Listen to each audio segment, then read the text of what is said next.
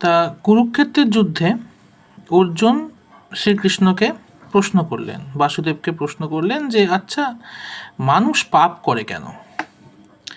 কেন মানুষ পাপ করে? তখন বাসুদেব বললেন যে কামেশ ক্রোধেশ রজগুণ সমুদ্ভব মহাসনা মহাপাপাত্মা বিদ্যেন্মিহ বৈরিণাম।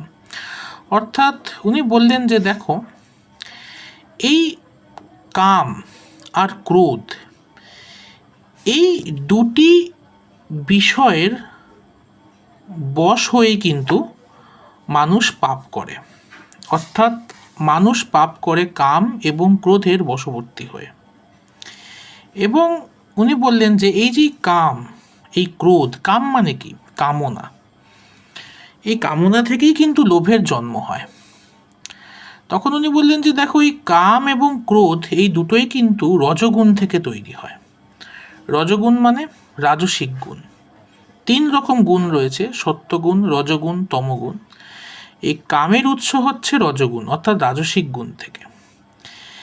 এই কাম এবং ক্রোধ এই দুটোর বশবর্তী হয়ে কিন্তু মানুষ বিভিন্ন রকম পাপ কাজ করে বেড়ায়, এবং এই দুটোই কিন্তু মানুষের কিন্তু প্রধান শত্রু।